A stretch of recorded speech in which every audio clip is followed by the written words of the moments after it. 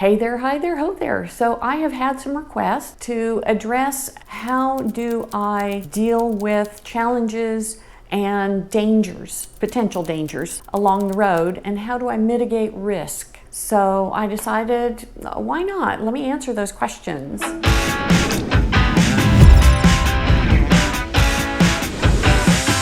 While traveling on your own can be very freeing and fun, it can also be very challenging and sometimes a little bit risky. So how did I go about mitigating some of that risk?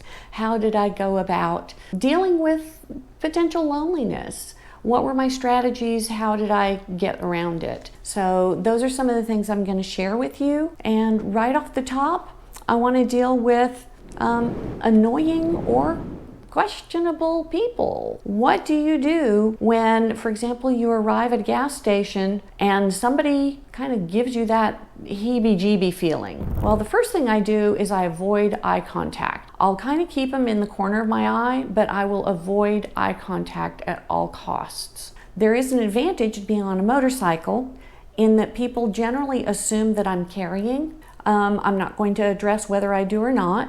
That's a personal question, and I don't answer that, but it's assumed that as a motorcyclist I would be carrying, and I think that leaves people looking for an easier target in the first place. Then how do you address those annoying people that come up to you and you got to go, you're on a schedule, or they're just going on and on and on and on? Yes, there are those wonderful conversations that you're open to because you're on a motorcycle and you run into other motorcyclists. They'll tell you routes along the way that you should check out and things like that. That's wonderful, but you know what I mean. There are those annoying people. A trick that I've found is just to check my watch and say, oh my God, I didn't realize how late it was. I'm so sorry, I gotta get going. So that's strategy number one, is the time crunch. And another one is to say, I've really enjoyed spending time with you, but I really need to hit the road again. Thank you so much for giving of your time so generously.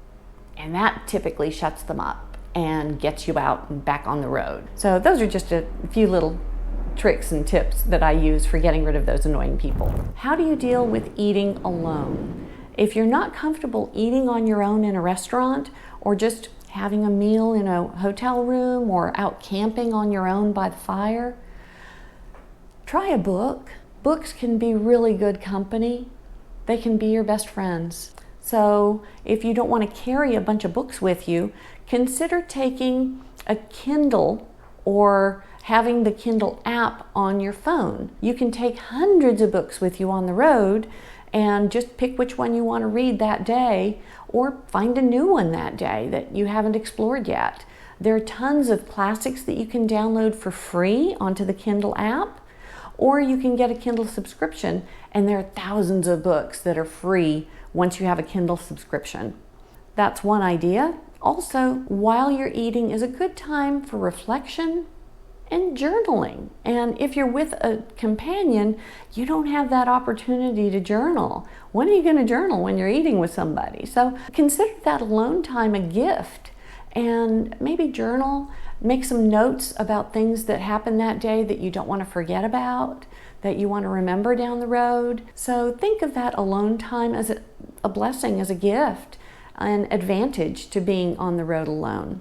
Yes, it is challenging to budget when you're on your own. There's so many expenses that if you have a traveling companion, you can share, and that's always advantageous, but bear in mind that you are going to be responsible for all these expenses on your own. The upside of budgeting on your own is that you don't have those unexpected expenses that the other person wants to go do this, that, or the other that you hadn't planned on. So, you know, it's a two-edged sword.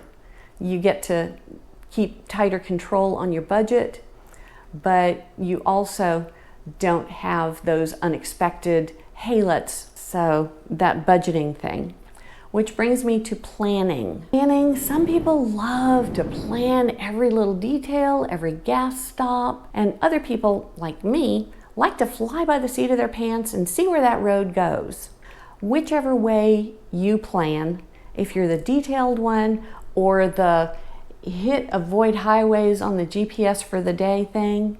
You do need to have some sense of planning where you're going to end up for the evening so that you can plan lodging. Always plan where you're going to end, your anchor point for the evening, if not for the next 2 evenings. Have some flexibility built in, but have your anchor point, your destination where you want to go, your safe spot that you're going to stop at. You might find a better stop on the way and stop earlier, or you might find that the weather was challenging or the road was challenging and you need to stop sooner. Be flexible and let yourself do that. Don't beat yourself up and make yourself, oh, I've got to get to XYZ point tonight because that's where I said. If you have a host waiting on you, definitely let them know right away as soon as you realize you're not going to make it or that you would arrive too late. Reach out to them immediately and let them know.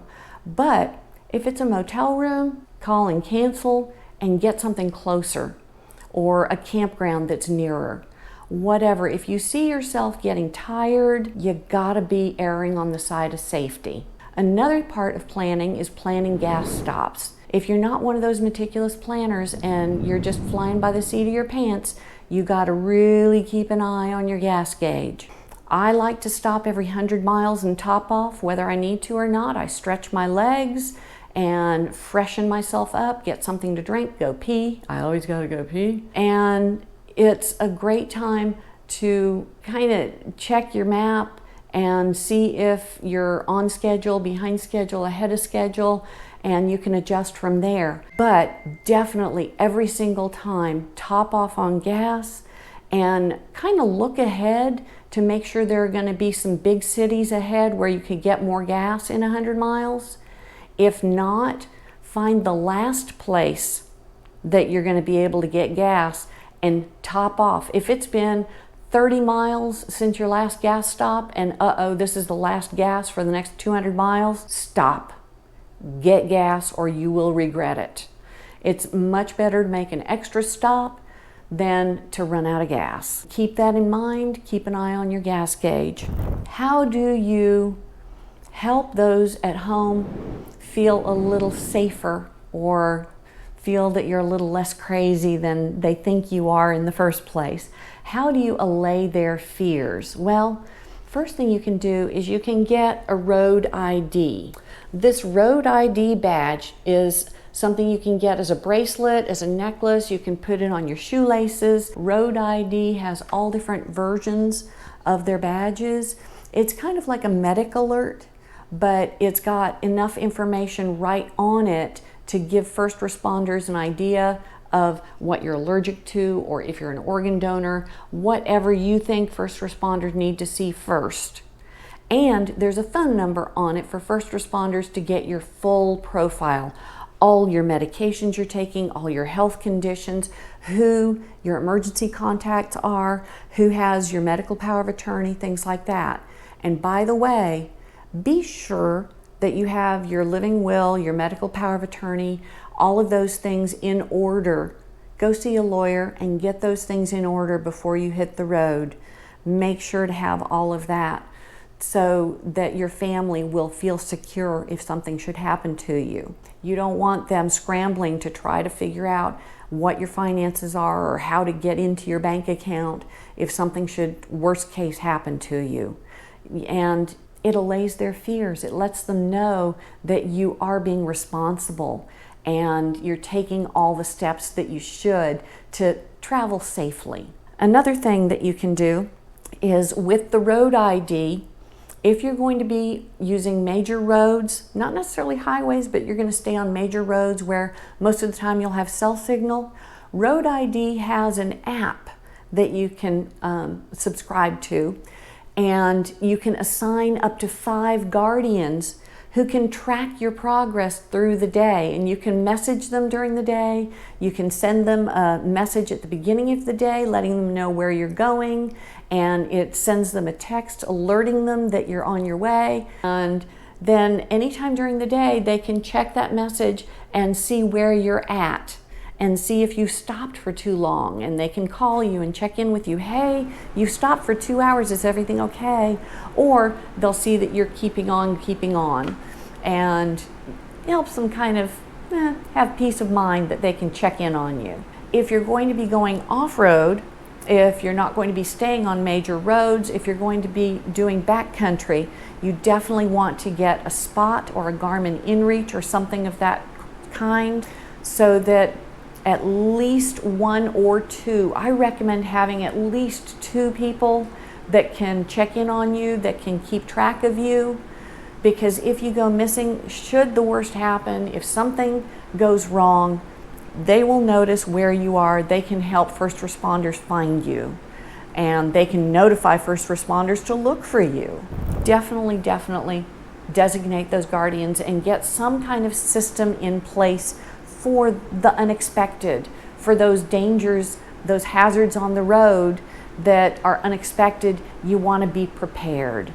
So have one of those devices. And then a final word, don't forget 911.